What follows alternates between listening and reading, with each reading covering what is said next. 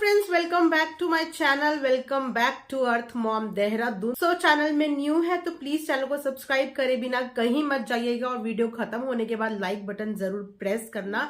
तो big boss एक के बाद एक झटके देते हुए नजर आ रहे हैं। जहां पे अभी मिडनाइट इविक्शन सुनने में आया आयशा खान का, वहीं पे अब ईशा मालविया भी घर से बेघर हो चुकी हैं।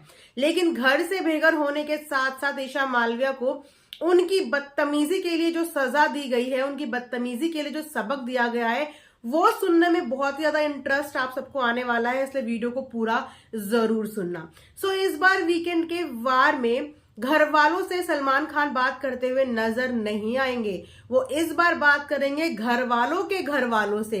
इसीलिए हर कंटेस्टेंट की फैमिली के कुछ मेंबर्स को बिग बॉस में वीकेंड के वार में सलमान खान के सामने खड़ा कर दिया गया है, जहां पे सलमान खान ने उनकी फैमिली मेंबर से बहुत सारे क्वेश्चंस करे, बहुत सारे तीखे क्वेश्चन करे। वहीं पे जब नंबर आया ईशा मालविया के फादर का, तो सलमान खान ने उनसे सबसे पहला क्वेश्चन यही पूछा कि क्या आपने अपनी बेटी को तमीज नहीं सिखाई। क्योंकि अगर बाहर उनके फादर की, उनकी फैमिली के इंटरव्यूज देखे जाएं तो वो बार बार एक ही चीज बोलते हैं, हमारी बेटी तो बहुत छोटी है, हमारी बेटी बहुत छोटी है। इतनी छोटी उम्र में उस बेटी ने इतने बड़े बड़े कारनामे कर लिए, तो भैया यहाँ पे उम्र नहीं, यहाँ पे बदतमीजी जरूर देखी जाएगी। क्योंकि जिस तरीके की भाषा का प्रयोग ईशा मालविया ने मनारा के लिए किया है, वो वाकई में एक बच्ची के मुंह से तो डेफिनेटली सही नहीं लगता। बच्ची क्या, वो अगर कोई एडल्ट भी बोले या कोई बड़ी लड़की भी बोले, किसी के भी मुंह से इस तरीके के वर्ड जो है शोभा नहीं देते।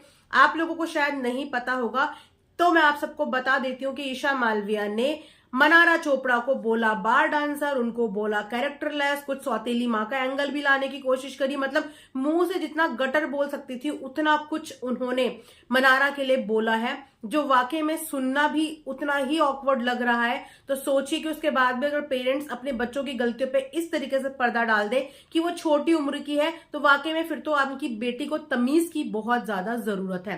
पहले सिर्फ अभिषेक और ईशा के ही झगड़े देखे जाते थे और आपने देखा ही है कि हमेशा से उसकी यही टोन रहती है, उम्र का लिहाज नहीं करती, किसी के एक्सपीरियंस का लिहाज नहीं करती। चलो, जब तक बात अभिषेक की थी, दोनों एक्स थे, कुछ भी एक दूसरे को बोल रहे हैं, लेकिन इसका मतलब ये नहीं कि आप अपना मुंह किसी के भी आगे कुछ भी बोलने के लिए खोल सकते हो। बिग बॉस एक प्लेटफॉर्म है, इस प्लेटफॉर्म में आप जो दिखाओगे, जो पर्सनालिटी अपनी दिखाओगे, आपको उसी पर्सनालिटी के साथ आगे भी पहचाना जाएगा। तो अपने शब्दों पे इंसान को हमेशा कंट्रोल करना पड़ता है, और अगर आपके अंदर इतना कंट्रोल करने की क्षमता नहीं है तो अपनी बेइज्जती कराने के लिए शो में आते क्यों हो। ये शो करियर बनाने के लिए है, शो करियर डुबाने के लिए नहीं है।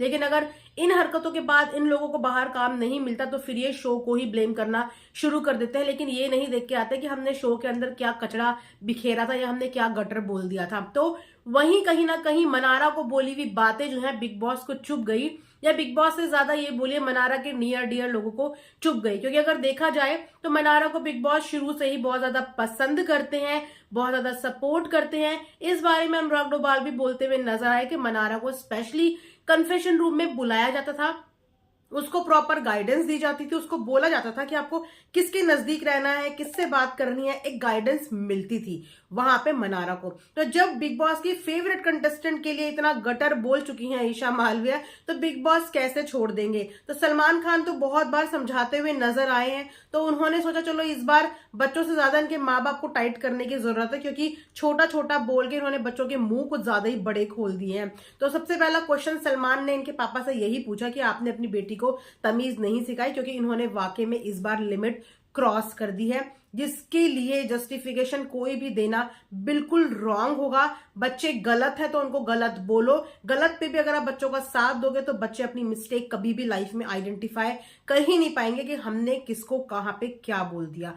इस चीज का पूरा ज्ञान होते हुए कि आप इतने कैमरेस के बीच में हो, आप एक लड़की को बार डांसर बोल रहे हो, आप एक लड़की के कैरेक्टर पे उंगलियां उठा रहे हो, बोल रहे हो कि ये लड़के घुमाती है, ये लड़के पटाती है, क्या क्या आप नहीं बोल रहे हो। ऊपर से आपके घर वाले हवाला देते हैं कि आप सिर्फ 18-19 साल की है। तो भैया 18-19 साल की लड़कियों के मुंह भी ना अपने एज के हिसाब से ही रखो, अपनी एज से ज्यादा बड़े मुंह मत खोलो, ताकि वो मुंह जब खोल दो तो वो मुंह खुलने बाहर ही पड़ जाए। तो इसी रीजन की वजह से ईशा मालविया घर से बाहर हो चुकी है। अब रीजन ये मैं इसीलिए बोलूंगी क्योंकि जो वोटिंग की बात करें तो वोटिंग में 4th नंबर पे, अभी तक जो वोटिंग ट्रेंड आ रहे थे कल तक, वो 4th नंबर पे विकी जैन ही थे और सबको ये कहीं ना कहीं श्योर ही था कि विकी जैन ही घर से बाहर जाएंगे। लेकिन मनारा के साथ जो इतना ज्यादा पंगेबाजी कर दी है ईशा ने, वही कहीं ना कहीं ईशा के लिए महंगा भी पड़ गया। और अगर देखा जाए तो मनारा के कनेक्शंस हैं विकी जैन के साथ, तो बिग बॉस को टीआरपी मिल सकती है विकी को घर में रखने से, क्योंकि